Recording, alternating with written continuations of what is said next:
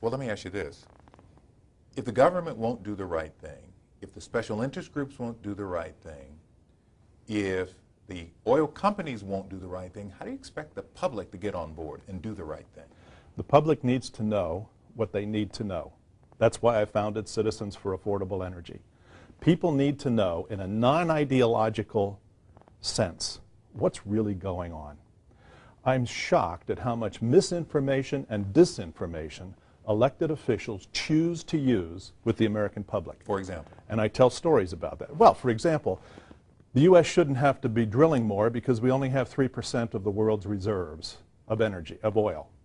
That is misinformation of the worst sort. Technically, it's correct. 3% of the world's proven reserves are here in the U.S. But that's after 30 years of not allowing drilling. So we have no idea. We really don't know how much oil we have. We know that there's over 100 billion barrels of untouched oil on the outer continental shelf that people have not been allowed to access. So we're mortgaging our nation's future by importing oil, sending our hard-earned dollars to countries that don't like us, while our own government, the people we elect, say, well, you can't drill there. Well, you can't open up those resources. Well, you can't go create jobs. You are the former president of Shell. Of course you would say, let's open up the drilling. We need so much energy, Len, to keep it affordable. And that's the real issue here, is affordability. There is a social justice angle to my book. Why should low-income, fixed-income, lower-middle-income people have to make choices between buying medicine and buying gasoline to go to work? And that's where we were at $4 gasoline. Why should those people be denied affordable gasoline or affordable electricity so that a few politicians can have their ideological way with the American people? So the goal of Citizens for Affordable Energy, I hope the book is a stimulant to this, opens up people's eyes to the fact that they're not getting the whole story on energy. It's also a book about the environment. It's also a book about how we solve the problems of the future of our energy system. You say within 10 years we will run out of energy. That sounds like a scare tactic to sell a book. It may come across as a scare tactic, but when it's fact and when it's reality, people need to know what's coming. Here's the problem. Between 1930 and 1970s, we built the world's biggest energy system. We built the manufacturing plants to build the products and the steel. We built the infrastructure. We built this country's energy system, but in the 1970s and beyond, we started living off of the legacy of that energy system, and now we're on 40 years. 10 years from now, it's 50 years.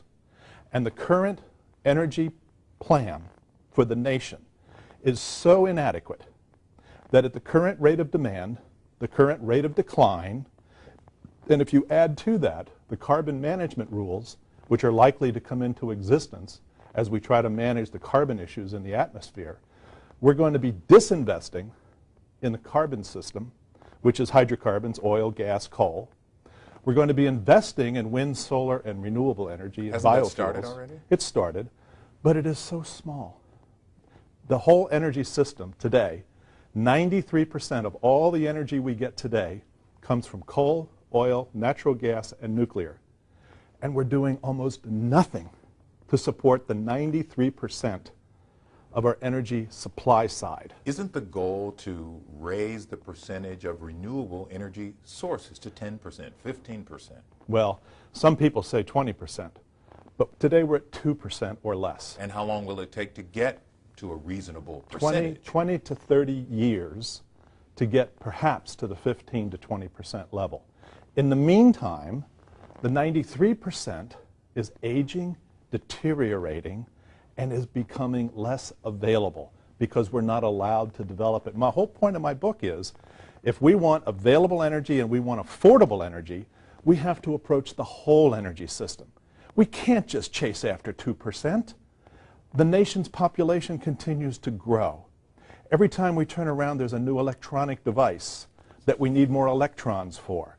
This nation runs on electrons and liquid fuels, and we don't have a plan past the next election as to how we're going to go forward. So I talk about political time as being 2-year and 4-year cycles. Energy needs decades of development. 2 years and 4 years is nothing compared to the decades